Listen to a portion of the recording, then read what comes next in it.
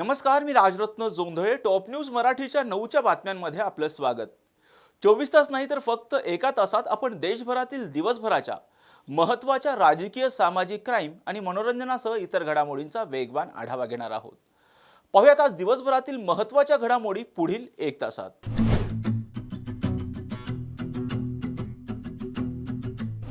संपूर्ण देशामध्ये लोकसभा निवडणुकीचा रणसंग्राम सुरू झालेला आहे. चौथ्या टप्प्यापर्यंतचं मतदान प्रक्रिया जी आहे ती संपन्न देखील झालेली आहे. 20 जून रोजी महाराष्ट्रातल्या 5व्या टप्प्यासाठी मतदान होतं आहे. मतदानानंतर म्हणजे देशामध्ये कोणाची सत्ता येईल किंवा राज्यातली स्थिती काय असेल, ग्रहमान काय सांगतं, या सगळ्या विषयावर बोलण्यासाठी आपल्यासोबत सिद्धेश्वर मारटकर गुरुजी आहेत, जे ज्येष्ठ या सगळ्या विषयामधले आहेत. आपण थेट त्यांच्याकडूनच जाणून घेणार आहोत.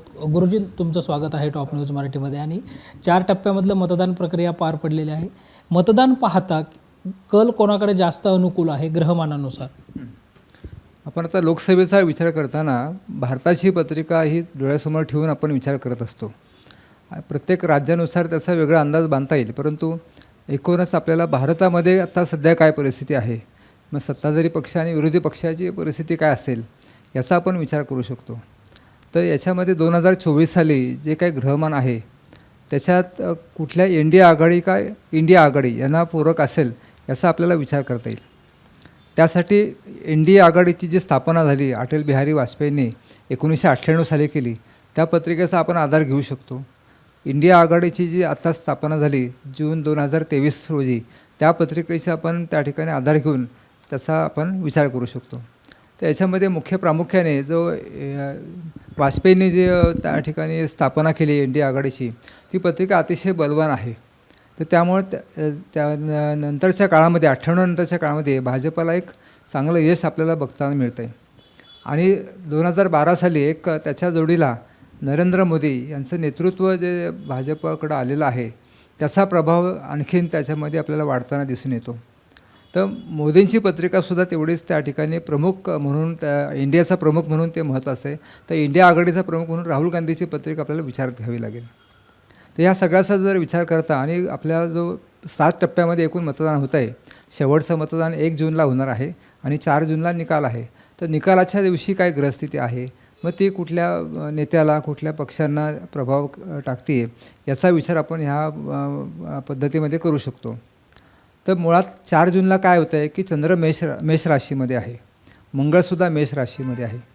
म्हणजे निकाल कोणाला तो पूरक दिसतो, तर मंगळप्रधान व्यक्तीसाठी तो निकाल अनुकूल असू शकतो. दुसरा सत्तेचा कारागृह रवी आहे. तर 4 जूनला रवी कसा आहे, तर रवी वृषभ राशीमध्ये आहे. तर वृषभ राशीमध्ये रवी, गुरु, बुध, शुक्र, हर्षल अशा एक 4-5 ग्रहांनी युक्त असल्यामुळं तिथं रवी हा सत्तेचा कारक म्हणून ओळखला जातो. तर रवी म्हणजे कोण, तर सत्ताधारी पक्ष. मग सत्ताधारी पक्षाचा कारागृह रवी हा गुरुबरोबर असल्यामुळं ह्या निवडणुकीमध्ये सत्ताधारी पक्षाला मोठं यश मिळू शकतं, कारण गुरु हा मोठं यश देणार आहे. त्यामुळं आपण याच्यामध्ये एक निश्चित म्हणू शकतो की ज्या नेत्यांचं, ज्या पक्षाचं मंगळ प्रभावी आहे, ज्या नेत्यांचा किंवा ज्या पक्षांचा गुरु प्रभावी आहे आणि ज्या लोकांना गुरुचा आत्ताचं गोचर भ्रमण अनुकूल असेल, अशा लोकांना ही निवडणूक अनुकूल ठरू शकते. आता विरोधी पक्ष कोणाकडं आहे, तर विरोधी पक्षाचं कारकत्व शनीकडे आलेलं आहे. तर शनीची परिस्थिती आता काय आहे, तर अर्थात शनीसुद्धा आता त्या ठिकाणी स्वराशीत असल्यामुळं काही प्रमाणात आपल्याला विरोधी पक्षालासुद्धा बळ मिळताना दिसतं. म्हणजे 2014 किंवा 19ला शनीची तेवढी पोझिशन चांगली नव्हती, पण ह्या 24 साली कुंभराशीतला शनी हा विरोधी पक्षाची ताकदसुद्धा वाढवण्याची शक्यता नाकारता येत नाही. त्यामुळे इथं कुठंतरी भाजप आणि विरोधी पक्ष याचा आपण विचार केला तर त्याच्यामध्ये दोन्हीकडं परिस्थिती सुधारलेली दिसते. आता मग याचा म्हणजे काय, तर मग एका बाजूला आपण भाजप चांगला म्हणतो, एका बाजूला विरोधी पक्ष पण चांगला होतो. मग याच्यामध्ये दोघांची वाढ कशी होईल, तर त्याच्यामधला जो वजाबाकी आहे ती छोट्या पक्षांची होणार आहे.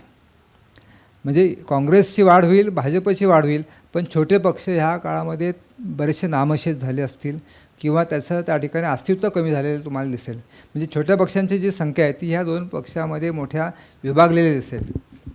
जरी 28 पक्ष असले इंडिया आघाडीमध्ये, तरी त्याच्यामध्ये खूप कमी पक्षांना जागा मिळतील.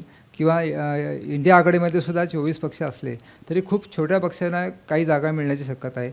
मेजॉरिटीने आपल्याला काँग्रेस आणि भाजप यांचाच विचार करावा लागेल. तर तिथं आता भारताची पत्रिका जर बघितली तर मकर रास आहे. तर भारताच्या मकर राशीकडनं 4 तारखेची जी ग्रहस्थिती तर चतुर्थात मेषाचा मंगळ आहे किंवा त्या ठिकाणी पंचमस्थानामध्ये वृषभेचे सगळे ग्रह रवी बुध शुक्र गुरु असे हर्षलसारखे ग्रह पंचमस्थानात असणारे. म्हणजे भारताच्या मकर राशीकडं गुरुची दृष्टी असल्यामुळं गुरुप्रधान आणि मंगळप्रधान व्यक्तिमत्वाची पत्रिका किंवा पक्ष ह्या वर्षी सत्तामध्ये येईल हे आपल्याला सांगता येईल. मग वृषभ राशीतला रवीचा आम्ही कारकत्व काय लावतो तर वृषभ रास ही फळाफुलांची रास आहे. म्हणून आम्ही असं म्हटलं की बा ज्या पक्षाचं चिन्ह फूल आहे त्या पक्षाला सत्ता मिळण्याची शक्यता नाकारता येत नाही. एक गंमत बघा, दरवर्षी साधारण 15 मेच्या आधी निकाल लागतो आणि साधारण सत्ता स्थापन होती. पण ह्यावेळेस काही गोष्टी अशा झाल्यात की 4 जूनपर्यंत निकाल लागतो आहे, उशीर होतो आहे. त्याच्यामागं बऱ्याचशा ह्या गोष्टीचं त्या ठिकाणी कुठंतरी कारकत्व आपल्याला लक्षात घ्यायला पाहिजे की उशिरा होण्याचा फायदा हा भारतीय जनता पक्षाला होऊ शकतो. आपण जी संक्रमण कुंडली पण जी बघतो तर 15 एप्रिलची जी संक्रमण कुंडली आहे ही निश्चितपणे सत्ताधारी पक्षाला निगेटिव्ह होती. त्यामुळे सुरुवातीच्या काळामध्ये विरोधी पक्षाला बऱ्यापैकी शक्ती मिळाली होती. पण तेच आपण शेवटच्या टप्प्यामध्ये जर आता राहिलेले जे टप्पे आहेत वृषभ राशीमध्ये रवी आल्यानंतर रवी गुरु वृषभ राशीने 1 मेला गुरु बदलला आहे. याच्यानंतरचा जो काळ हा सत्ताधारी पक्षाला अनुकूल ठरताना दिसतो. म्हणजे आता जे मतदान होईल जे 13 मे 17 मे नंतर त्या ठिकाणी 20 मे असेल कदाचित आणि 25 मे आणि 1 जून ही जे मतदान होईल सत्ताधारी पक्षाला खूप महत्त्वाचं असणार आहे. म्हणजे हे 4 टप्पे शेवटचे जे आहेत हे सत्ताधारी पक्षासाठी अनुकूल असल्यामुळं एक मुसंडी मारण्यासारखी परिस्थिती आहे. त्याच्या आधीचे जे काय 3 टप्पे झाले तिथं मात्र विरोधी पक्षाचा वरचष्मा आपल्याला बघायला मिळेल. तेव्हा आपण कुठे निवडणुका झाल्या कुठं मतदान झालं याचा विचार करून आपण 13 मेच्या आधी झालेल्या मतदान हे विरोधी पक्षासाठी अनुकूल आहे. तर 13 मे नंतरचं झालेलं मतदान हे सत्ताधारी पक्षाला तुम्हाला अनुकूल दिसेल.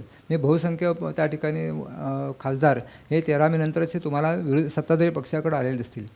मग हे बरीचशी याच्यामध्ये येणारी जी संख्या आहे ही आपल्याला बघायला मिळेल की मुंबई आहे, उत्तर भारतामध्ये त्या ठिकाणी आता मतदान होतं आहे. तर इथं जो काय भाजपचा पट्टा आहे हा आता आपल्याला इथून मे नंतरचा दिसतो. तर इथं तर त्या ठिकाणी आणि आधीचे टप्पे आपण जर बघितले तर साऊथचे बरेचसे दिसत आहेत. त्यामुळे साऊथला भाजपला कमी यश मिळेल, सत्ताधारी पक्षाला मिळेल आणि पुढे उत्तरेला आपल्याला 13 मे नंतरचे टप्पे हे भाजपसाठी चांगले दिसतील. आता महाराष्ट्र कुठं येतो तर महाराष्ट्रामध्येच येतो आहे. त्या ठिकाणी महाराष्ट्रामध्ये दोन्हीकडं मतदान होतं आहे. मी 2 टप्पे अजून शिल्लक आहेत आणि आधी 2 टप्पे झालेले आहेत नाही का नाही. मी आपल्याला इथं महाराष्ट्रामध्ये 50-50 होतं आहे का असं आपल्याला त्या ठिकाणी शक्यता नाकारता येत नाही. म्हणजे इथं दोन्ही पक्षाला विरोधी पक्ष आणि सत्ताधारी पक्षाला बऱ्यापैकी जवळपास त्या ठिकाणी खासदार मिळण्याची शक्यता नाकारता येत नाही. महाराष्ट्राचं कारण काय की महाराष्ट्राची धनुरास आहे आणि महाराष्ट्राच्या धनुराशीमध्ये सध्या ग्रहणं दशमस्थानात होत आहेत. तर त्यामुळं आता काय होतं आहे की इथं महाराष्ट्रामध्ये जर अंतर्गत परिस्थिती बघितली तर राहू मंगळासारखा ग्रह चतुर्थ असल्यामुळं खूप गोंधळाची परिस्थिती आहे. प्रत्येकाच्या मनात संभ्रम आहे. अनेक त्या ठिकाणी कुठेही त्या ठिकाणी आपल्याला निश्चित सांगता येत नाही की हे खासदार निवडून येईल. हे महाराष्ट्रामध्ये आपल्याला दिसतं. कारण का तर ग्रहणं आता चतुर्थ आणि दशमात होत आहेत. त्याचा परिणाम हा त्या ठिकाणी महाराष्ट्रामध्ये दिसतो. हा परिणाम कदाचित विधानसभेला पण लागू पडू शकतो. विधानसभेतसुद्धा त्या ठिकाणी सत्ताधारी पक्षाला सत्ता मिळणार का विरोधी पक्षाला मिळणार ह्याबद्दल शाश्वत मत तुम्हाला सांगता येणार नाही. त्यामुळे महाराष्ट्रातली परिस्थिती ही गोंधळाची मला वाटतं राहू शकते. पण तुम्हाला म्हटलं तसं 13 मेच्या आधी ज्या झालेलं आहे मतदान हे विरोधी पक्षाला पोषक आहे. 13 नंतरचं जे मतदान होईल मुंबईसारख्या ठिकाणी हे सत्ताधारी पक्षाला अनुकूल असल्यामुळं मुंबईमध्ये बऱ्याचशी संख्या ही भारतीय जनता पक्ष आणि त्याची NDA आघाडीची दिसते येणारी. त्यामुळे तिथं तुम्हाला त्या ठिकाणी मुंबईसारख्या ठिकाणी चांगलं यश मिळतं. आता पुण्याची राजकन्या आहे. आता पुण्याच्या राशीमध्ये पुन्हा केतू आहे, सप्तमात राहू मंगळ आहे. तर इथंसुद्धा पुण्यामध्ये गोंधळाची परिस्थिती. मग इथं तुम्हाला निश्चितपणे आकडा सांगता येणार नाही पुण्यामध्ये. तर तिथं तुम्हाला पुन्हा त्या ठिकाणी पुण्यामधले संख्या ही सत्ताधारी आणि विरोधी पक्ष याच्यामध्ये 50% तुम्हाला दिसेल की बा 4 खासदार ते 2 भाजपचे 2 विरोधी पक्षाचे इंडिया आघाडीचे असतील ही शक्यता नाकारता येत नाही. त्यामुळे इथं तुम्हाला पुणे मतदारसंघामध्ये सुद्धा गोंधळाची परिस्थिती 50-50 त्या ठिकाणी यश मिळण्याची शक्यता नाकारता येत नाही. नाशिककडे गेलो तर नाशिकची सिंहरास आहे. तर नाशिकच्या पत्रिकेत दशमात गुरु येतो आहे. त्या ठिकाणी तो सत्ताधारी पक्षाला अनुकूल असल्यामुळं बऱ्यापैकी NDA आघाडीचं भारतीय जनता पक्षाचं शिवसेना आघाडीचा त्या ठिकाणी उमेदवार नाशिक मतदारसंघात निवडून येऊ शकतो, त्या दृष्टीने नाशिकची परिस्थिती दिसते. बाकी महत्त्वाच्या शहरामध्ये आपण जर बघितलं तर विदर्भाच्या ठिकाणी तुम्हाला त्या ठिकाणी आधी मतदान झाल्यामुळं तिथं विरोधी पक्षाचे बऱ्यापैकी सीट येतील, बरेचसे BJPचे सीट कमी होण्याची शक्यता आहे. पण पश्चिम महाराष्ट्र आणि पुणे हे जे आता होणारे निवडणूक आहेत त्याच्यामध्ये सत्ताधारी पक्ष मुसंडी मारेल आणि त्याच्यामध्ये बऱ्यापैकी एक विरोधी पक्षाचं थोडंसं पुढे जाण्याची शक्यता आहे. तर महाराष्ट्रामध्ये मला वाटतं एक 30च्या पुढे इंडिया आघाडी येऊ शकतं आणि 15च्या पुढे इंडिया आघाडी अशी त्या ठिकाणी शक्यता वाटू शकते. राज्याचाच आपण बोललो किंवा महत्त्वाच्या लढतीमध्ये पण आपण बोललो. वाराणसी आणि रायबरेलीमध्ये काय होईल, जिथे स्वतः पंतप्रधान मोदी वाराणसीत उमेदवार आहेत, रायबरेलीमध्ये राहुल गांधी उमेदवार आहेत? नाही, मी आत्ता तुम्हाला सांगितल्याप्रमाणे 13 मे नंतर जर उत्तर प्रदेशचं जे काही मतदान होतं आहे हे निश्चितपणे NDA आघाडी म्हणजे भाजपसाठी अनुकूल असल्यामुळं या दोन्ही सीटवरती माझ्या मते भाजपचे उमेदवार निवडून येतील, यामध्ये काही शंका वाटत नाही. तुम्ही जो हा संपूर्ण अंदाज सांगितला, तर हा अंदाज सांगत असताना कोणत्या गोष्टी तुम्ही अभ्यासल्या किंवा कशाच्या आधारावर तुम्ही हा पूर्ण अंदाज जो आहे तो दिला? आता सांगितल्याप्रमाणे आघाडीच्या पत्रिका आणि दुसऱ्या बाजूला पक्षांच्या पत्रिका याचा आपण आधार घेतो आणि मग नेत्यांच्या पत्रिका. आता नेत्यांच्या पत्रिकेमध्ये सुद्धा काय होतं आहे की आता शरद पवारांनी मुसंडी मारलेली दिसते आपल्याला. त्याला कारण काय, त्यांचा वृश्चिक रवी आहे. मी 12 डिसेंबर 1940चा जन्म आहे. तो वृश्चिक रवीच्या आता सप्तमात गुरु आलेला आहे, रवी गुरु युती. त्यामुळं शरद पवारांचं त्या ठिकाणी एवढं त्या ठिकाणी हानी होऊनसुद्धा त्यांनी प्रचारामध्ये मोठी आघाडी घेतली, त्यामुळे त्यांचे सीट चांगले येतील. त्याच्या उलट त्या ठिकाणी काही परिस्थिती तुम्हाला बघायला मिळेल की देवेंद्र फडणवीस यांची पत्रिका 22 जुलैची आहे, अजित पवारांची पत्रिका 22 जुलैची आहे. तर रवी त्यांचा कर्क राशीमध्ये आणि आता काय झालं आहे की तिथं शनी 8व्या स्थानात असल्यामुळं त्या दोघांची कुंभ राशी आणि 7.5 असल्यामुळं ह्या दोघांच्या पक्षांच्या जागा घटण्याची शक्यता आहे. तर त्यांनी जे काही खासदार त्यांनी उभे केले असतील त्याचे पूर्वीच्या मानाने खासदार कमी होतील अशी परिस्थिती. राहिलं मग एकनाथ शिंदे यांच्या पत्रिकेचा जर विचार केला तर आहे, तर कुंभ रवीच्या चतुर्थात आता रवी गुरु युती ती थोडीशी त्यांना फेवरेबल आहे. तर तिथं त्यांना त्या ठिकाणी त्यांच्या खूप हानी होताना दिसत नाही. त्यांचे जे काही 13 खासदार असेल त्याच्यामध्ये 2-3 खासदारांची हानी होऊ शकते. 8 ते 10 खासदारांच्यामध्ये त्यांना विजय मिळायला काही हरकत नाही. तर तुम्हाला याच्यामध्ये शरद पवार त्यांच्या जागा जे आहेत ते खासदार टिकवण्याची शक्यता आहे. शिंदेंच्या काही जागा प्रमाणात जागा कायम राहू शकतात. परंतु भाजपचे देवेंद्र फडणवीस आणि अजित पवार यांच्या जागेमध्ये निश्चितपणे घट दिसते. उद्धव ठाकरेंचा पण प्रकार जर बघितला तर त्याच्यामध्ये 27 जुलैचा त्यांचा जन्म आहे, रवी कर्क राशीमध्येच आहे, सिंहरास आहे. तर इथंसुद्धा त्या ठिकाणी काय होतं आहे की शनी 8वा आहे. मग इथं 7.5 जरी नसली तरी त्यांना गुरुबळ असल्यामुळे थोडंसं त्यांना त्या ठिकाणी त्यांचे जे काय 18 जागा ते लढत आहेत त्या मानाने त्यांना त्या ठिकाणी पुन्हा 10 ते 12 जागा मिळण्याची शक्यता आहे. त्यांनाही बऱ्यापैकी यश याच्यामध्ये मिळेल. पण शनी 8व्या स्थानात असल्यामुळे त्यांचं 100% यश मिळणं कठीण जाईल. आता अगदी शेवटचा प्रश्न, सगळ्यांचंच लक्ष ज्या बारामती लोकसभेकडे लागलेलं आहे, तिथं नेमकी काय स्थिती होईल? सुनेत्रा पवार की सुप्रिया सुळे, कोणासाठी ग्रहमान अनुकूल आहे?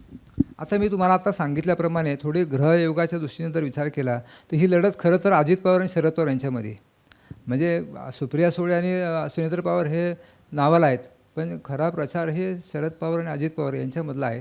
तर इथं मला वाटतं थोडंसं किंचित त्या ठिकाणी प्लस मायनस याच्यामध्ये जर बघितलं तर अजित पवारांची पत्रिका थोडीशी आता खराब आहे, 7.5 असल्यामुळं थोडं त्यांना त्या ठिकाणी निसटता पराभवाचा कदाचित सामना करावा लागेल.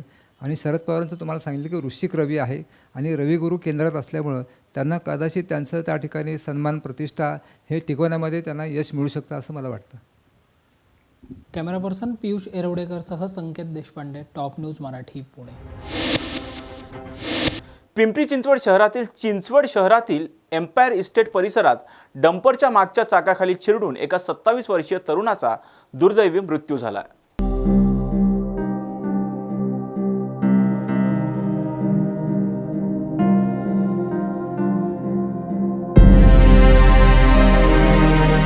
पिंपरी चिंचवड शहरात सायंकाळी 4च्या सुमारास रस्त्यावरून विरुद्ध दिशेने दुचाकीवरून जाणाऱ्या तरुणाचा डंपरच्या धडकेत जागीच मृत्यू झाला.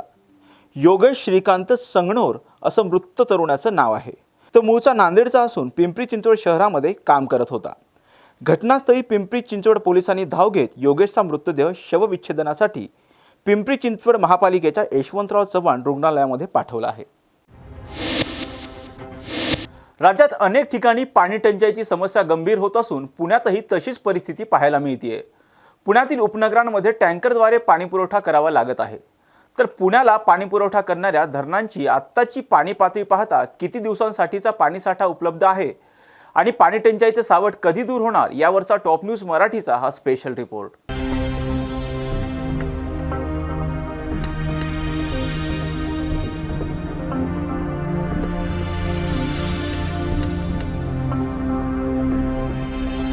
पुण्याला पाणी पुरवठा करणाऱ्या चारही धरणांची क्षमता किती आहे पाहूयात ग्राफिकच्या माध्यमातून. पुण्यातील खडकवासला धरणाची क्षमता 1.97 TMC आहे.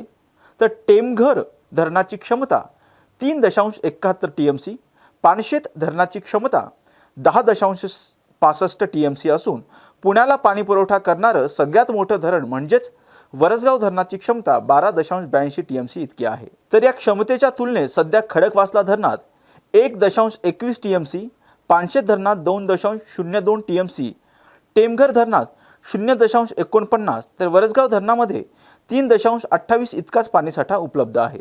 सध्या पुण्याला 2 महिने पुरेल इतकाच पाणीसाठा उपलब्ध आहे. खडकवासला धरणामध्ये 61.50, टेमघरमध्ये 5, वरसगावमध्ये 26% तर पानशेतमध्ये 18% इतका पाणीसाठा उपलब्ध आहे. म्हणजेच पुण्याकडे सध्या 6.70 TMC इतका पाणी आहे. म्हणजेच केवळ 23% पाणीसाठा उपलब्ध आहे. त्यामुळे सध्या या 23% पाणीसाठा वापराचं नियोजन पाटबंधारे विभागाकडून सुरू आहे. त्यामुळे सध्या तरी इतर धरणातून पाणी पुरवठा करून 15 जुलैपर्यंत पुरेल इतका पाणीसाठा खडकवासला धरणामध्ये राखीव ठेवला जाणार असल्याची माहिती समोर येत आहे. पुणे महानगरपालिकेचे आयुक्त राजेंद्र भोसले यांनी सध्या प्रति व्यक्ती 270 लिटर पाण्याचा वापर होत आहे तो वापर कमी करून 150 लिटर प्रति व्यक्ती इतका करावा असं आवाहनही पुणेकरांना केलंय. पुण्यातील मध्यवर्ती भाग असलेल्या पेठांमध्ये पाणी टंचाईची समस्या गंभीररित्या जाणवत नाही. मात्र धायरी, हडपसर, मुंडवा, खडकी अशा उपनगरांमध्ये पाण्यासाठी वणवण करावी लागत आहे. त्यामुळे ज्या प्रकारे प्रशासन पाणी पुरवठ्याचं नियोजन करत आहे तसंच पुणेकरांनीही पाणी जपून वापरण्याची गरज निर्माण झाली आहे. लोकसभेमध्ये काम करत असताना, देशाचे प्रश्न मांडत असताना आपल्या मतदारसंघातील लहान लहान कामं सुद्धा, त्याचबरोबर सीसी रोड सारखं जे महत्वाचं जाळ आहे की रस्त्याची कामं वारंवार असतात की रस्ते खराब होतात, त्यासाठी सगळी सीसी रोडची कामं या मतदारसंघामध्ये मोठ्या प्रमाणामध्ये होतील याची त्यांनी काळजी घेतली. आणि त्याचबरोबर इतरही सगळी जी काही कामं आहेत मग त्याच्यामध्ये हॉस्पिटल्स असतील, आपल्या शिवमंदिराचा कॉरिडॉर असेल किंवा त्याचबरोबरीने छोटी छोटी लहान लहान इतरही कामं असतील, अशा सगळ्या कामांना न्याय देत असताना रेल्वे सारखा जो मोठा प्रश्न आहे तो सुद्धा प्रश्न या मतदारसंघामध्ये हाताळलेला आहे. 25वी लाईन सुद्धा या ठिकाणी टाकलेली आहे आणि त्या माध्यमामधून लोकांना जास्तीत जास्त सुविधा कशा मिळतील हा प्रयत्न त्यांनी गेल्या 10 वर्षामध्ये सातत्याने केलेला आहे. आणि पुढच्या 5 वर्षाचा संकल्प हे ते आपल्या सगळ्यांच्या उपस्थितीमध्ये आणि सगळ्यांच्या माध्यमामधून या ठिकाणी करणार आहेत. मी पुन्हा एकदा त्यांना शुभेच्छा देतो आणि 20 तारखेच्या या मतदानामधून जनतेने प्रचंड मोठ्या प्रमाणामध्ये त्याचबरोबर विक्रमी मतांनी त्यांना निवडून द्यावं असं आवाहन देखील करतो. धन्यवाद. मी मनसेचे आमदार राजू पाटील साहेब यांना विनंती करतो की आपण या ठिकाणी 2 शब्द बोलू. धन्यवाद. सर्वप्रथम माझे मित्र आनंदी परब यांना वाढदिवसाच्या शुभेच्छा देतो. वाढदिवस यासाठी लक्षात आहे की 10 वर्षापूर्वी 16 मेलाच आमचा रिझल्ट लागला. आम्ही तिघेच होतो तेव्हा आणि ठिकाणी खूप मोठ्या मताधिक्याने तेव्हा निवडून आलेले. पहिला पेढा मीच भरवलेला आहे त्यावेळेस. आणि या 10 वर्षाच्या कालखंडात अनेक कामं त्यांनी केलेली, अनेक कामं करायची आहेत. काही आमच्या मताने केलेली, काही त्यांची त्यांनी केलेली, पण खूप चांगली कामं केलेली. इथे आमदार म्हणून काम करत असताना आमचे काही मतभेद झाले असतील परंतु ते कामावर झाले होते आणि चांगल्या कामांसाठी झाले होते. त्यामुळे त्यांनी केलेल्या कामांबद्दल म्हणजे प्रशंसा करण्यासारखीच कामं केलेली आहेत त्यांनी. आणि आज त्यांच्या आगामी संकल्पपत्राचं अनावरण होते, जाहीर होते. मला आशा आहे की त्याच्यात अनेक गोष्टी येणाऱ्या काळासाठी त्यांनी मांडलेल्या असतील. काही सूचना आम्ही करणार आहोत, भले याच्यात असतील नसतील पुढे जाऊन ते करणार आहोत. मोदीजींनी जसं काल जाहीर केलं की येत्या 100 दिवसाचं 4 जून नंतर आम्ही एक प्लॅनिंग करून ठेवलेले आहे. मला वाटतं श्रीकांतजी पण प्रायोरिटीवर तशी काही कामं करतील. प्रेसला आधीच उशीर झालेला आहे. मी त्यांचे संकल्पपत्र अनावरणाच्या निमित्ताने त्यांना शुभेच्छा देतो आणि माझ्या पक्षातर्फे त्यांना भरघोस मताने निवडून यावं असे शुभेच्छा व्यक्त करतो आणि 20 तारखेला सर्व मतदार बंधू भगिनींनी जास्तीत जास्त मतांनी त्यांना विजयी करावे असं आवाहन करतो. धन्यवाद.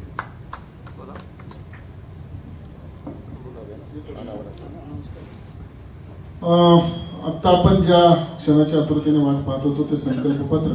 माझी विनंती आहे श्रीकांतजी, राजू पाटील साहेब, आनंदजी परांजपे आणि आदरणीय व्यासपीठला विनंती आहे की आपण ते संकल्पपत्राचं अनावरण करावं. आणि आनंदजी परांजपे आपल्या समोर ते संकल्पपत्र उघडत आहे.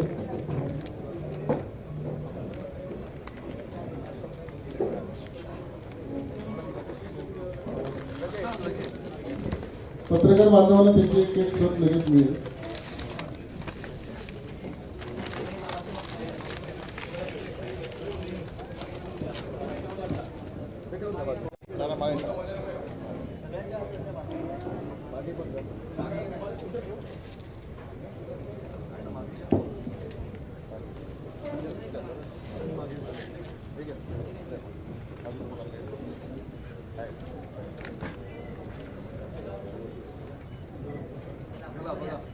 भारत माता की जय, वंदे मातरम. श्रीकांत शिंदे साहेब आगे बढ़ो, हम तुम्हारे साथ हैं. महायुतीचा विजय असो. धन्यवाद. मी आदरणीय श्रीकांत शिंदे साहेब यांना विनंती करतो की हा संकल्पपत्राविषयी उपस्थित पत्रकार बांधवांना माहिती द्यावी.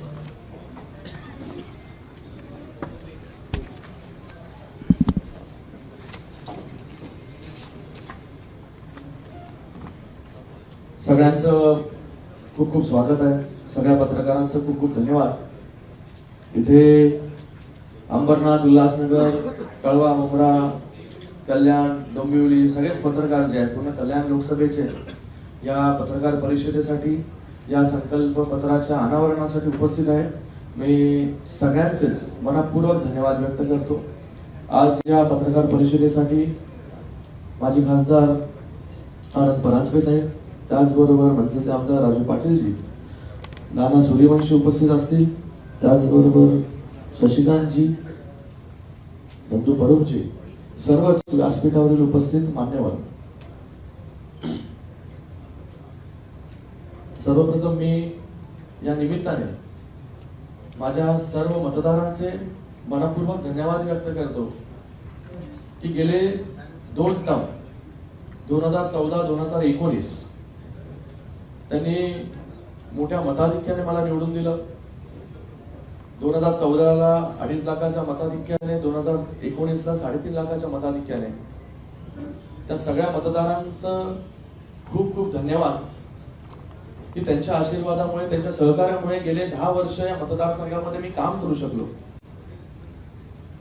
आणि गेल्या 10 वर्षामध्ये मोठ्या प्रमाणात केंद्र असेल, राज्य असेल, या दोन्ही माध्यमाने देशामध्ये नरेंद्र मोदीजींच्या नेतृत्वाखाली आणि राज्य सरकारच्या माध्यमाने माननीय मुख्यमंत्री एकनाथजी शिंदे साहेब असतील, उपमुख्यमंत्री देवेंद्र फडणवीस साहेब असतील, उपमुख्यमंत्री अजितदादा असतील, यांच्या नेतृत्वाखाली मी काम करू शकलो. मी शिवसेना, भारतीय जनता पार्टी, मनसे, एनसीपी, आरपीआय, रासप सगळ्या कार्यकर्त्यांचं, सगळ्या पदाधिकाऱ्यांचे खूप खूप धन्यवाद व्यक्त करतो की जेव्हापासून प्रचार सुरू झाला तेव्हापासून सर्व पक्षाचे कार्यकर्ते, पदाधिकारी जे आहेत एक दिलाने या मतदारसंघामध्ये काम करताना दिसत आहेत. आणि आता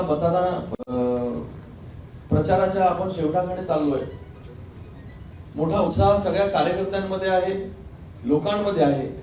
प्रत्येक पक्षाचा जो कार्यकर्ता आहे त्याला वाटतं की डॉक्टर श्रीकांत शिंदे हा माझ्याच पक्षाचा जो आहे उमेदवार आहे आणि त्याची प्रचिती जी आहे ही पावला पावलावरती येते. ज्या प्रकारे लोक जे आहे ती काम करत आहेत.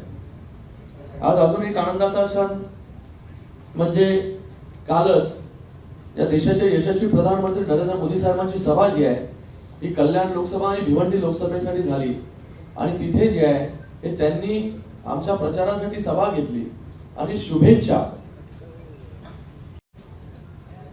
ज्या आहेत ह्या जिंकण्याच्या आम्हाला दिलेल्या आहेत। आज त्यांच्याच नेतृत्वाखाली गेले 10 वर्ष आम्ही काम करतोय आणि आज सकाळीच या देशाचे प्रधानमंत्री नरेंद्र मोदी साहेबांनी एक लेटर देखील जे आहे हे माझ्या नावाने पाठवलेलं आहे। ते मी त्या लेटरचा थोडा सारांश आपल्याला वाचून दाखवतो। डॉक्टर श्रीकांत एकनाथ शिंदे जी, आपको ये पत्र लिखते हुए आशा करता हूं कि आप कुशल मंगल से होंगे। एक कुशल चिकित्सक होने के बावजूद आपने बाला साहब ठाकरे एवं अपने पिता से प्रेरित होकर समाज सेवा के प्रति जो अपना समर्पण दिखाया है वो सराहनीय है। पिछले दशक में विभिन्न संसदीय समितियों में आपका महत्वपूर्ण योगदान उल्लेखनीय रहा है। आपने अपने निर्वाचन क्षेत्र कल्याण में चिकित्सा सुविधाओं को बेहतर बनाने के लिए भी लगन से काम किया है।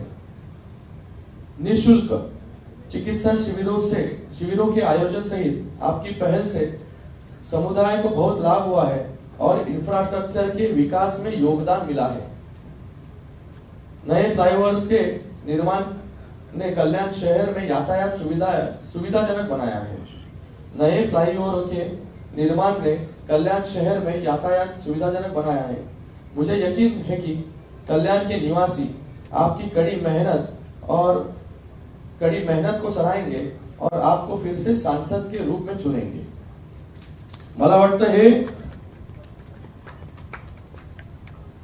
माझ्यासाठी खूप मोठी गोष्ट आहे की प्रधानमंत्रीजींनी स्वतः लेटर जे आहे हे पाठवून आणि तेही असं जे काम आपण मतदारसंघामध्ये करतोय त्याचं विवरण जे आहे त्या लेटरमध्ये दिलेलं आहे। आपल्या कामाचं जर कोणी कौतुक केलं तर अजून मोटिवेट होऊन जे आहे ते अजून चांगलं काम करायला आपल्याला अजून एक जोश मिळतो। मला वाटतं आज प्रधानमंत्रीजींनी जे आहे जे हेल्थ केअर मध्ये आम्ही काम करतोय, जे इन्फ्रास्ट्रक्चर मध्ये काम करतोय ते ओळखून जे आहे हे पत्र लिहिलेलं आहे। मी त्यांचं खूप खूप धन्यवाद व्यक्त करतो की त्यांच्या कौतुकाची थाप जी आहे ती माझ्या पाठीवरती जी आहे त्यांनी दिलेली आहे। आज आपण संकल्प पत्र याचं लोकांना जे आहे हे संकल्प पत्राचं अनावरण आपण केलेलं आहे की पुढील 5 वर्षामध्ये आपण या मतदारसंघामध्ये काय काय करणार आहोत ते। गेल्या 10 वर्षामध्ये या मतदारसंघामध्ये हा जो मतदारसंघ जर आपण पाहिला की सगळ्यात जास्त डेन्सली पॉप्युलेटेड हा मतदारसंघ आहे। कमी क्षेत्रामध्ये खूप जास्त लोक राहतात, त्याच्यामुळे म्हणून लोक जे आहे ते सर्वात जास्त रेल्वेवरती अवलंबून असून सर्वात जास्त प्रवास जो आहे लाखो प्रवासी रेल्वेने करतात, त्यानंतर रोडनी करतात। अशा या परिस्थितीमध्ये सुरुवातीपासून रेल्वेवरती जास्त भर देऊन रेल्वेच्या माध्यमाने लोकांच्या समस्या कशा सुटतील त्याच्यासाठी मी प्रयत्न केले आणि गेल्या 10 वर्षाच्या कालावधीमध्ये रेल्वे आणि रोडवे हे मिळून जे आहे हे 6000 कोटीपेक्षा जास्तची कामं जी आहेत मतदारसंघामध्ये जे आहे मी करू शकलो, आणू शकलो। रेल्वेची 5वी 6वी लाईन असेल, रेल्वेवरच्या सुविधा असतील, 3री 4थी लाईन असेल, या सगळ्या गोष्टी ज्या आहेत या गेल्या 10 वर्षामध्ये जे आहे हे मार्गी लावू शकलो। आता नवीन ज्या गोष्टी आपल्याला करायच्या की आपल्या या मतदारसंघामध्ये नवीन काय आपण गोष्टी करू शकतो जेणेकरून लोकांचं जीवन जे आहे अजून सुखकर होईल। मी इथे माझ्या वचननाम्यामध्ये जे संकल्प पत्र आहे त्या संकल्प पत्रामध्ये लिहिलेली पहिली लाईन की गेल्या वर्षीच्या जाहीरनाम्यामध्ये 2019च्या 90% आश्वासनं जी दिली होती आम्ही ती आम्ही पूर्ण केली आणि आता पुढे जे आहे हे नवीन लोकांना संकल्प पत्र देतोय की पुढच्या 5 वर्षाचं आमचं विजन जे आहे हे काय असणार आहे। आपला हा मतदारसंघ जसा सगळ्यात जास्त रेल्वेवरती निर्भर आहे, रेल्वेचं ऑग्युमेंटेशन करत असताना 5वी 6वी लाईन आपण केली, त्याच्यामुळे अतिरिक्त सर्व्हिसेस वाढल्या. आता 5वी 6वी लाईन झाल्यानंतर कल्याण यार्ड रिमॉडेलिंगचा प्रकल्प आपण हाती घेतलेला आहे. ज्या कल्याण यार्ड रिमॉडेलिंगचा प्रकल्प 800 कोटीचा प्रकल्प हा कल्याणमध्ये होतोय, ज्याच्यामुळे ट्रॅक सेग्रिगेशन होईल. सगळ्यात महत्वाचा प्रश्न इथे आहे की जे मेल ट्रेन्स असतील, फ्रेट असतील किंवा लोकल असेल, ही एक ट्रेन आली की दुसऱ्या ट्रेनला थांबावं लागत होतं. त्याच्यामुळे जे आहे ते सर्व्हिसेस आपल्यावरती जे हॅम्पर होत होते थांबण्यामुळे, सिग्नलमुळे, त्या आपल्याला सर्व्हिसेस कमी मिळतात. जेव्हा ह्या कल्याण यार्ड रिमॉडेलिंग पूर्णपणे प्रकल्प तयार होईल तेव्हा पूर्णपणे ट्रॅक सेग्रिगेशन होईल आणि जे क्रॉसिंग होतं, मेल आलं की लोकलला थांबावं लागतं, लोकल आलं की मेलला थांबावं लागतं, हे क्रॉसिंग जे आहे पूर्णपणे बंद होऊन एक स्ट्रेट ट्रॅक्स जे आहेत हे डेडिकेटेड ट्रॅक्स प्रत्येकासाठी, फ्रेट, मेल आणि लोकल साठी मिळतील. आणि 5वी आणि 6वी लाईन झाल्यामुळे आता कुर्ल्यापर्यंत, कल्याण ते कुर्ला अशी 5वी आणि 6वी लाईन पूर्णपणे झालेली आहे.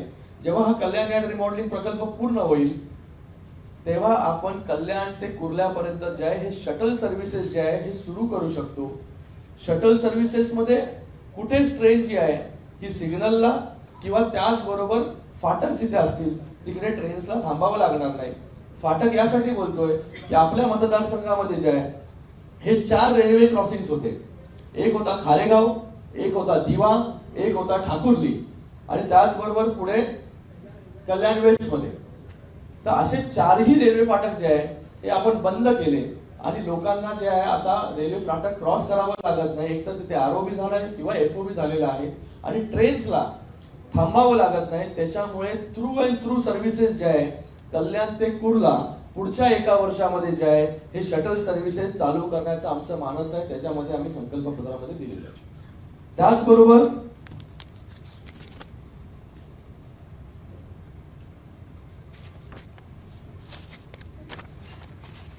रेल्वेमधील 3री आणि 4थी मार्गिका जी आहे ही पूर्ण करून त्या सर्व्हिसेस जे आहे तिथे त्या मार्गावरती कल्याणच्या पुढे कर्जत पर्यंत सर्व्हिसेस वाढतील.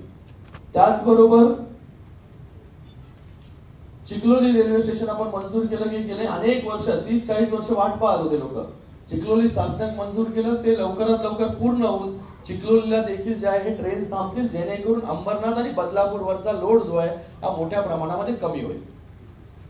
त्याचबरोबर दिवा वसई मार्गावरती जी मेमो चालते ती मेमोज ऐवजी जे आहे की लोकल कशा चालतील त्याच्यावरती आमचा भर असेल आणि लोकांना जे आहे त्या रूट वरती देखील जे आहे ही सुविधा मिळेल. नंतर कल्याण ते पनवेल अशी नेहमी मागणी असते की कल्याण ते पनवेल लोकल सेवा सुरू केली पाहिजे. एकदा डीएफसीसी कॉरिडॉर झाल्यानंतर ह्या ज्या ट्रॅक्स आहेत या ट्रॅक्स मोकळ्या होतील आणि आपल्याला जे आहे हे कल्याण ते पनवेल जो आहे हा थेट लोकलने आपला मार्ग जो आहे तो आपण जोडू शकतो. त्याच्यासाठी आम्ही प्रयत्न करतोय. त्याचबरोबर रेल्वेमध्ये स्टुडंट कोच, स्पेशल स्टुडंट कोचची जी आहे मागणी आहे लोकांची, त्याच्यासाठी पाठपुरावा करणार आहोत.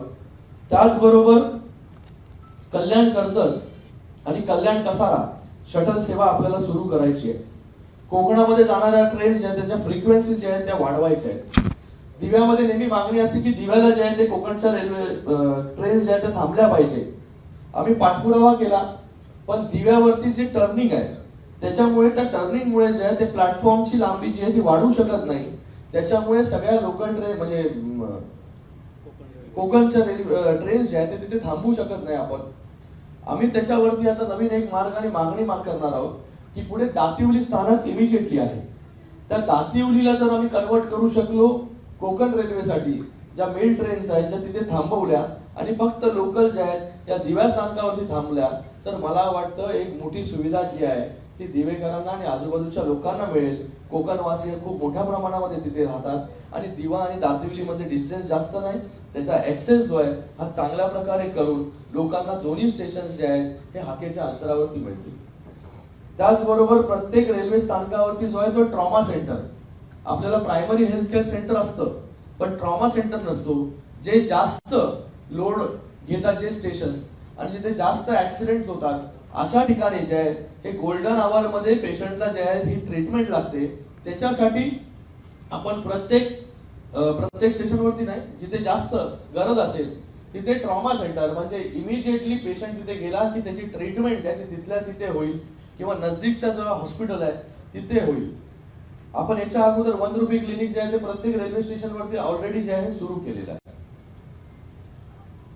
सर्व रेल्वे स्टेशनचं जे आहे हे नूतनीकरण आणि त्याचं कमर्शियलायझेशन या सगळ्या आपण करतोय. डोंबिवलीला जे आहे सॅटिसची आवश्यकता लोकांना आहे. कल्याणला सॅटिस जे आहे आता काम चालू आहे. एका साईडला कल्याण आणि रिमॉडेलिंग आहे तर तो एक विषय सॉल्व्ह होईल. त्याचबरोबर रोड्सने कोस्टल रोड जो आहे गायमुख ते रेतीबंदर आता आहे ठाण्यासाठी, तोच कोस्टल रोड जो आहे हा रेतीबंदर पासून ते कल्याण पर्यंत जो आपल्याला आपली मागणी गेले अनेक वर्षापासूनची होती की समांतर रस्ता पाहिजे. हा समांतर रस्त्याला जो आहे हा ऑल्टरनेटिव्ह ठरणार आहे कोस्टल रोड, की जो कोस्टल रोड रेतीबंदर पर्यंत येणार आहे त्याला पुढे वाढवून जो आहे तो आपल्या कल्याण पर्यंत आपण घेऊन जाणार. त्याचबरोबर मेट्रो 12 आपल्या मंजूर झाली आहे. आपण सगळे पाहत आहे की त्याचं काम मोठ्या गतीने चालू आहे. त्याचबरोबर मेट्रो 14 ही देखील मंजूर झालेली आहे. त्याचं काम लवकरात लवकर करून बदलापूर पर्यंत जी आहे ही मेट्रो न्यायची आहे. आणि भविष्यामध्ये हे सगळी शहरं जी आहेत ही सगळी शहरं इंटरनल मेट्रोनी कशी कनेक्ट होतील याच्यावरती आमचा भर असेल. त्याचबरोबर ही सगळी शहरं जर आपण पाहिली की एका मागे लिनियर मध्ये हे शहर आहे की बाबा ठाणा आहे, कळवा आहे, कल्याण ग्रामीण आहे, डोंबिवली आहे, कल्याण ईस्ट आहे, उल्हासनगर आहे, अंबरनाथ आहे, बदलापूर आहे. तर बदलापूरच्या माणसाला जर यायचं असेल इथे तर त्याला हॉप करून यायला लागतं. बदलापूर, अंबरनाथ, उल्हासनगर, कल्याण, मग ठाणे. आमचा मानस आहे की ह्या सगळ्या शहरांमधून जे आहे लोकांना आपली गाडी घेऊन मेन रोड पर्यंत म्हणजे हायवे पर्यंत पोहोचायला फक्त 10 ते 15 मिनिटं लागली पाहिजे. त्यासाठी आपण ऍक्सेस कंट्रोल एक फ्रीवे करतोय. ऍक्सेस कंट्रोल फ्रीवे म्हणजे काय, नवी मुंबई एअरपोर्ट पासून ते बदलापूर आणि त्याचबरोबर नॅशनल हायवे समृद्धी महामार्ग त्यालाही जोडला जाईल आणि वडोदरा जो हायवे JNPT त्यालाही जोडला जाईल, जेणेकरून प्रत्येक शहरामधून जे आहे हे बाहेर येण्यासाठी लोकांना 10 ते फक्त 15 मिनिटं लागतील. याचा DPR जो आहे MMRDA ने अगोदर तयार करायला घेतलेला आहे. हा एक गेम चेंजर प्रोजेक्ट जो आहे तो आपल्या या मतदारसंघासाठी होईल. कारण की भविष्याची मुंबई तिसरी मुंबई जी आहे ही कल्याण आणि नवी मुंबईच्या मध्ये होणार आहे. जी काही डेव्हलपमेंट आपण पाहत आहात, मोठी मोठी ग्रहसंकुलं येत आहेत, ती सर्व ह्याच मतदारसंघामध्ये इथेच येत आहेत. कारण की इथेच आता स्कोप जो आहे शहरांना वाढण्यासाठी स्कोप लागतो. लोकांना परवडणारी घरं जी आहेत ती इथे मिळतात.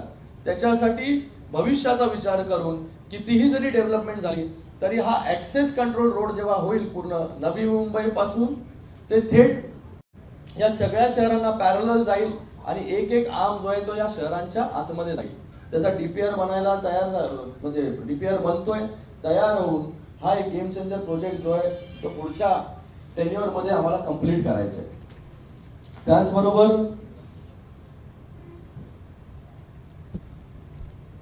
आपण हा जो कल्याणशील रोड आहे तो कल्याणशील रोड जो आहे तो पूर्ण महापे पासून तो रांजनोली पर्यंत आपण एलिव्हेटेड घेतोय. तो देखील मंजूर झालेला आहे. त्याचंही काम जे आहे ते लवकरात लवकर सुरू होईल. आता मेट्रोचं काम चालू झालं, त्याचंही काम सुरू होईल.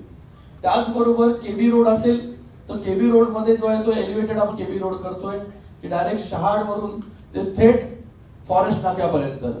त्याचबरोबर आपला पुणा लिंक रोड आहे तो आपल्याला एलिव्हेटेड करायचा. म्हणजे जे मुख्य रस्ते आपल्या शहरांमधले आहेत मोठे की त्याला आपण आपले आर्टिरियल रोड्स आपण बोलू शकतो, त्या सगळ्या रोड्स वरती जे आहे हे फ्लायओव्हर आपल्याला करायचे. ते थ्रू अँड थ्रू जे आहे जसं आपण महापे पासून रांजनोली पर्यंत करतोय तसे थ्रू अँड थ्रू सगळे रोड जे आहेत ते एलिव्हेटेड करायचे. त्याचबरोबर आपण एक ऑलरेडी रोड करतोय की उसाटणे पासून ते शिळफाटाच्या इथली जो टोल नाका आहे तो टोल नाक्यापर्यंत डायरेक्ट तो जो ग्रीनफील्ड रोड आहे जेणेकरून जी वाहतूक शिळफाट्याला येते वाहतूक शिळफाट्याला येणार नाही आणि ती थ्रू अँड थ्रू निघून जाईल. तर हे मेन फक्त तुम्हाला सांगतो, बारीक सारीक गोष्टी आतमधल्या खूप आहेत. एक महत्वाचा प्रकल्प म्हणजे विठ्ठलवाडी ते शहाड असा वालधुनी वरती आपण ब्रिज घेतोय. तो देखील मंजूर झालेला आहे आणि त्याचं काम चालू होऊन जाईल. आणि एक कोळशेवाडीमधील कल्याणमधला एक महत्वाकांक्षी प्रकल्प आहे यू टाईप रोड. तो यू टाईप रोड आपल्याला करायचा आहे. त्या यू टाईप रोड साठी देखील सर्वे आता चालू आहे. तो यू टाईप रोड स्टेशन पर्यंत जो आहे हा झाल्यानंतर कल्याण पूर्वेचा खऱ्या अर्थाने जे आहे हे डेव्हलपमेंट होईल. नंतर या शहरांमध्ये जे आहे ही पार्किंगची व्यवस्था. आज जर आपण पाहिलं की गाड्या कुठेही पार्क असतात, आपलं शहर खूप डेन्स आहे, जागा नाही आपल्यासाठी, तर म्हणून पार्किंग प्लाझा जे आहे जिथे जिथे जागा असेल तिथे तिथे पार्किंग प्लाझांवरती जे आहे भर असेल. अंडरग्राऊंड पार्किंग प्लाझा करू शकतो किंवा जिथे जिथे शासकीय भूखंड आहेत, इमारती आहेत, तिथे एलिव्हेटेड आम्ही करू शकतो किंवा जिथे ग्राउंड्स आहेत त्या ग्राउंड तसेच ठेवून त्याच्या खाली जे आहे हे पार्किंग प्लाझा करण्याचा जो आहे हा पुढच्या टेन्युअर मध्ये जो आहे हा आमचा मानस आहे.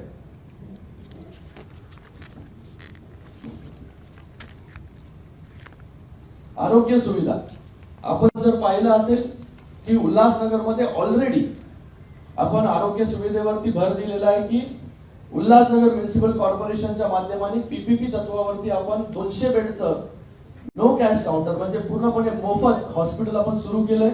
तिथे साध्या अपेंडिक्स पासून डिलिव्हरी पासून ते ब्रेन सर्जरीज आणि कार्डियक सर्जरीज देखील होतात. ते हॉस्पिटल कार्यान्वित झालेलं आहे. तसं हॉस्पिटल प्रत्येक शहरामध्ये जे आहे हे नो कॅश काउंटर हॉस्पिटल जिथे पूर्णपणे मोफत ट्रीटमेंट जे आहे केशरी आणि पिवळा रेशन कार्ड धारकांना मिळेल.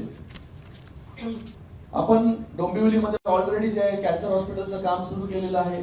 कळव्यामध्ये जे आहे ते कार्डिओलॉजी आणि यूरोलॉजी सेंटर जे आहे ते कार्यान्वित झालेले आहेत. तर असं हेल्थ केअर मध्ये प्रत्येक शहराला एक कमीत कमी 200 ते 300 बेडचं हॉस्पिटल जे आहे ते आपण करणार आहोत. ESICचं हॉस्पिटल जे आहे ते आता लास्ट स्टेज मध्ये जे केंद्राकडून आपण मंजूर करून आणलं ते ESIC हॉस्पिटल जे आहे हे काही महिन्यांमध्ये जे आहे सुरू होऊन जाईल. त्याचबरोबर आपण कल्याण लोकसभेसाठी जे आहे हे एम्सची मागणी जी आहे एम्स सारखं हॉस्पिटल या कल्याण लोकसभेमध्ये पण झालं पाहिजे त्याच्यासाठी आपण प्रयत्न करणार आहोत. त्याचबरोबर जनऔषधी केंद्राची संख्या या मतदारसंघामध्ये वाढवण्यावरती भर असेल. अंबरनाथ मध्ये आपण मेडिकल कॉलेज मंजूर केलंय.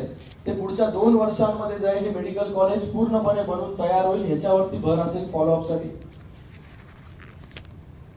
त्याचबरोबर महिला दिव्यांग या घटकांसाठी जे आहे महिलांचं सक्षमीकरण झालं पाहिजे यासाठी महिला बचत गट भवन म्हणजे महिला बचत गटांना जे आहे हे तिथे स्वतःची बाजारपेठ उपलब्ध होईल आणि तिथल्या तिथे जे आहे महिला आपल्या पायावरती उभे राहतील. तिथे प्रशिक्षण असेल ज्या काही गोष्टी असेल दिव्यांगांसाठी पण दिव्यांग भवन त्यांना त्यांच्या पायावरती उभं करण्यासाठी आमचे प्रयत्न असतील.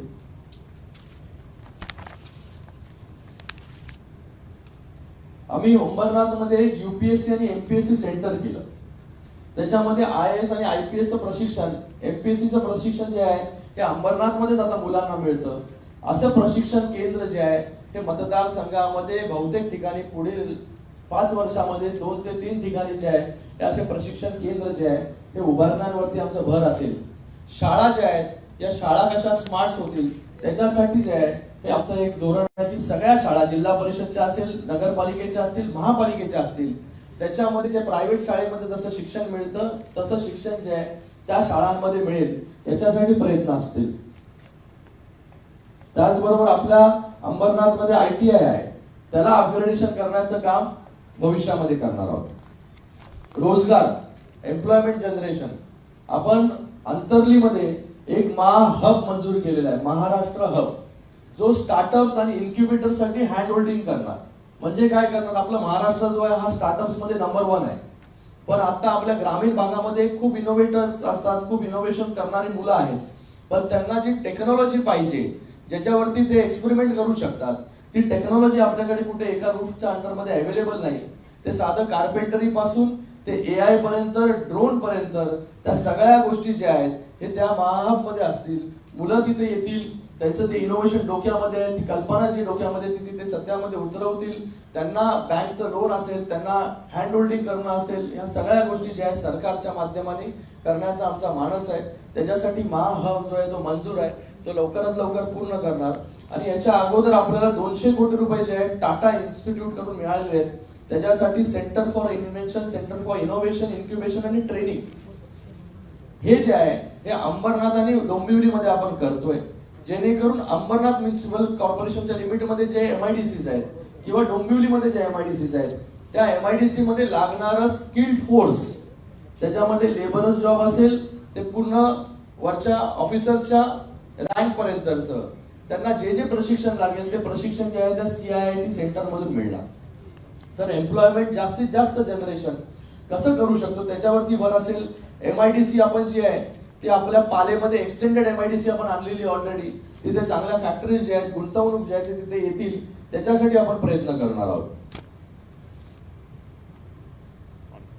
त्याचबरोबर मराठी भाषेला अभिजात भाषेचा दर्जा मिळाला पाहिजे, त्यासाठी पाठपुरावा आमचा चालू आहे. कन्व्हेन्शन सेंटर प्रत्येक शहरामध्ये उभं राहिलं पाहिजे, लोकांना हक्काची घरं मिळाली पाहिजे. आपल्याकडे रेल्वे लाईन मोठ्या प्रमाणामध्ये आहे.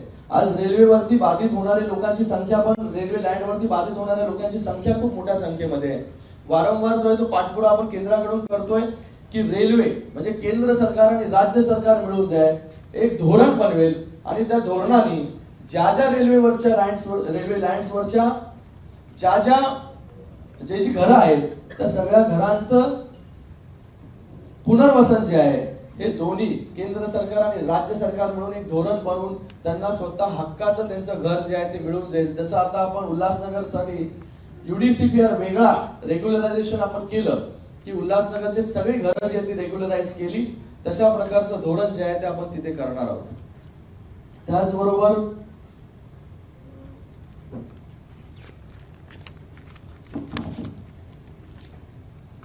या सगळ्या शहरांना भविष्यामध्ये जेव्हा डेव्हलपमेंट होईल तेव्हा पाण्याची आवश्यकता लागेल, पाणी मोठ्या प्रमाणामध्ये लागेल.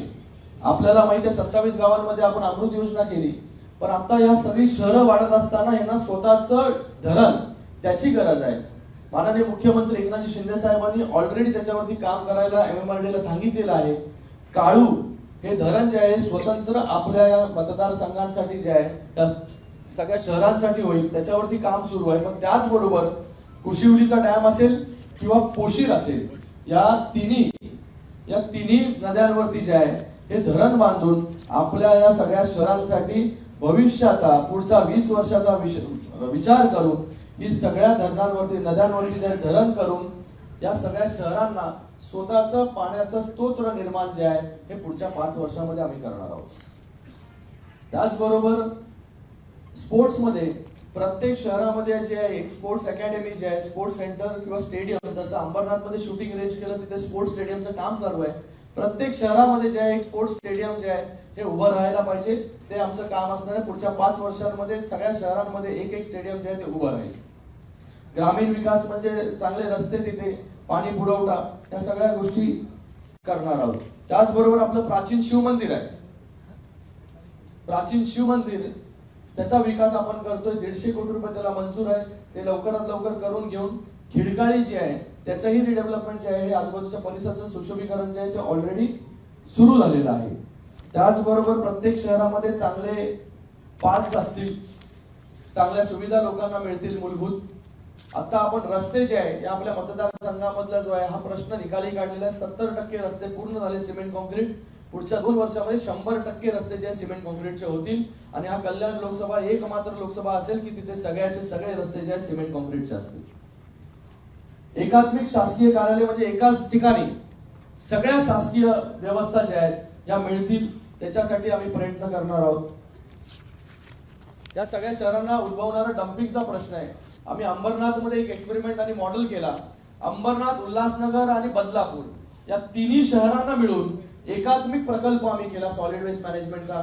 तो मंजूर झाला आणि त्याचं काम आता सुरू झालंय. तर भविष्यामध्ये ही सगळी जी शहरं आहेत जिथे जिथे डम्पिंगचा प्रश्न आहे, हा डम्पिंगचा प्रश्न पूर्णपणे मिटेल आणि भविष्यामध्ये कुठल्याही शहरामध्ये जे आहे हे डम्पिंग होणार नाही. फक्त प्रोसेसिंग जे आहे या प्लांटच्या माध्यमाने होईल. आणि हे एकमात्र पायलट आहे जिथे 2 नगरपालिका आणि 1 म्युन्सिपल कॉर्पोरेशन एकत्र येऊन जे आहे हा प्रकल्प करते.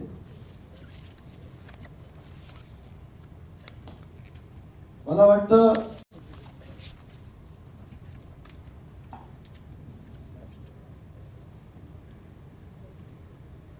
हे सगळ्या गोष्टी ज्या आहेत त्या आपण आपल्या मतदारसंघामध्ये काही मी 10 वर्षामध्ये केले, काय पुढच्या 5 वर्षामध्ये करणार आहोत, ह्याचा लेखाजोखा जो आहे तो आपल्या समोर ठेवलेला आहे. आणि या भागामध्ये आगरी, कोळी, वारकरी मोठा संप्रदाय जो आहे हा मोठ्या प्रमाणामध्ये राहतो. त्यासाठी आपण अगोदरच या कल्याणशील रोडला जो आहे संत सावळाराम महाराज मार्ग जो आहे तो दिलेला आहे नाव, आणि त्याचबरोबर एक संत सावळाराम महाराजांचं स्मारक ते देखील मंजूर जे आहे हे आपण केलेलं आहे. त्याच्यासाठी पाठपुरावा करून ते स्मारक लवकरात लवकर होईल, त्याच्यासाठी आमचा पाठपुरावा असेल. त्याचबरोबर उंबारलीची एक टेकडी आहे आणि कचोरेची एक टेकडी आहे, तिथे नेचर स्पार्क आणि नेचर ट्रायल जे आहे आमदार राजू पाटीलजी त्याच्यासाठी नेहमी पुढाकार घेत असतात. त्या टेकडीवरती जे काहीतरी झालं पाहिजे, कारण की त्या टेकडी जे एक श्वास म्हणजे एक लंग्स आपण त्याला म्हणू शकतो या शहरांचा, आणि त्या ठिकाणी काहीतरी चांगलं आपण केलं पाहिजे. त्यासाठी ऑलरेडी तिथे पैसे काही मंजूर केलेत, पण नेचर स्पार्क, नेचर ट्रायल त्या धर्तीवरती जे आहे त्या दोन्ही टेकड्यांवरचा जो आहे डेव्हलपमेंट आपण करणार आहोत. मला वाटतं सगळे विषय कव्हर झाले. आता आपल्याला काही प्रश्न असतील तर आपण ते प्रश्न विचारू शकता. सगळ्यांचं मी खूप खूप पुन्हा एकदा धन्यवाद व्यक्त करतो.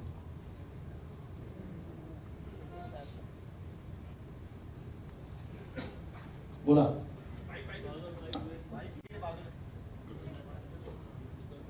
इथे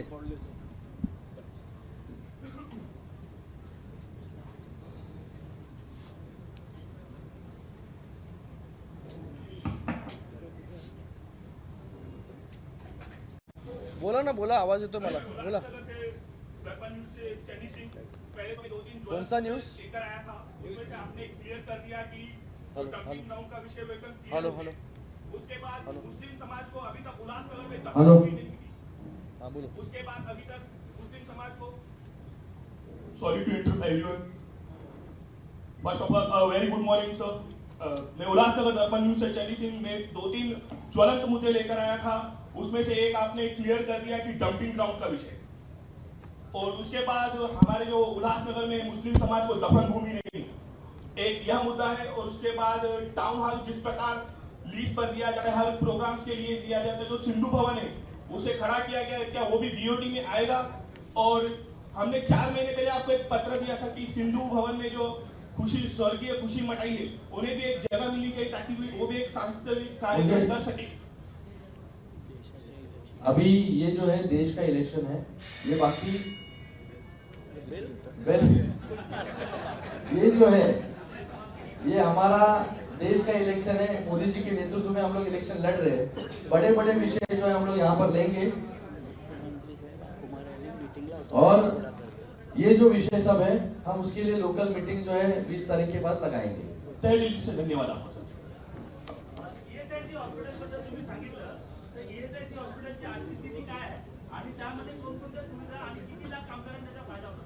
आपल्या मतदारसंघामध्ये आपल्याला माहिती आहे नंदूजी मोठ्या प्रमाणामध्ये कामगार वर्ग राहतो. या कामगारांना चांगली ट्रीटमेंट मिळाली पाहिजे याच्यासाठी आपण ESIC हॉस्पिटल जे आहे ते केंद्राकडून मंजूर करून आणलं, आणि त्याचं काम आता अंतिम स्टेज मध्ये आहे. पुढच्या मला वाटतं 3 ते 4 महिन्यांमध्ये जे आहे, आता सिव्हिल वर्क पूर्ण कंप्लीट झालंय, 3 ते 4 महिन्यांमध्ये हॉस्पिटल कार्यान्वित होईल. आणि सर्वच्या सर्व कामगारांना तिथे अगोदर आपल्याला आठवतं की फक्त ओपीडी बेसिस वरती ट्रीटमेंट मिळायची, लोकांना बाहेर जावं लागायचं. आता तिथे 100 बेडचं हॉस्पिटल पहिल्या याच्यामध्ये सुरू होईल, पण त्याचं एक्सपान्शन जे आहे हे 200 बेड पर्यंत आपण करू शकतो. आणि तिथल्या तिथे जे आहे ते डॉक्टर्स असतील स्पेशलाइज्ड ते तिथल्या तिथेच राहतील, आणि लोकांच्या सर्जरीज आणि कॉम्प्लिकेटेड ट्रीटमेंट तेही तिकडे CGHS रेट मध्ये जे काही त्यांना रेट जो दर लागतो कामगारांना त्याच्यामध्ये होईल. सर तुमच्या 100 दिवसचं विजन काय आहे? 100 दिवसचं विजन आता मला वाटतं आपण पुढे जेव्हा जातो तेव्हा 5 वर्षाचं विजन घेऊन जे आहे हे आपण आपल्या मतदारसंघामध्ये काम करतो. आता जे प्रकल्प सुरू आहे हे प्रकल्प त्याच्यामध्ये ज्या ज्या अडचणी आहेत, ज्याचे अडथळे आहेत, हे अडथळे दूर करून जे आहे हे पुढचे काम आपल्याला करायचे आहे. आणि कुठल्याही गोष्टी ज्या आहेत ते मला वाटतं लगेचच होत नसतात. आपल्याला त्याचा खूप कालावधी पाठपुरावा या सगळ्या गोष्टी कराव्या लागतात, आणि त्या आम्ही पुढच्या 5 वर्षाचं संकल्प पत्र जे आहे ते आपल्याला मांडलेले आहे. श्रीकांत या ठिकाणी आपलं प्रथम मनपूर्वक अभिनंदन करतो, कारण आपण विकास कामं अत्यंत महत्त्वाची केलेली आहेत आणि आपल्या सुप्त प्रेमाची जबरदस्त लाट आलेली आहे. महत्त्वाचं म्हणजे असं आहे की या ठिकाणी मुरबाडापर्यंत रेल्वे होते आहे. माझं मत आहे की ती कल्याण ते नगरपर्यंत व्हावी असं माझं मत आहे. याबद्दल आपण काय सांगू शकतो? कल्याण नगरवर जी रेल्वे पाहिजे आपल्याला, ती खूप वर्षापासून मला वाटतं आपण पाठपुरावा सगळेच करतोय. त्याच्यामध्ये जी फिजिबिलिटीचा विषय आहे, अगोदर ह्या MMR रिजन मध्ये आणि जिथे जिथे नेसेसरी आहे तिथे तिथे जे आहे हे रेल्वेने काम केलेलं आहे. 100% जे आहे ते कल्याण नगरवरती ऑलरेडी काम जे आहे ते रेल्वेचं चालू आहे. भविष्यामध्ये तुम्हाला जे आहे ती कल्याण नगर रेल्वे जी पाहिजे, गेले अनेक वर्ष आपण पाठपुरावा करतोय, त्याच्यावरती देखील रिझल्ट येताना आपल्याला मिळेल.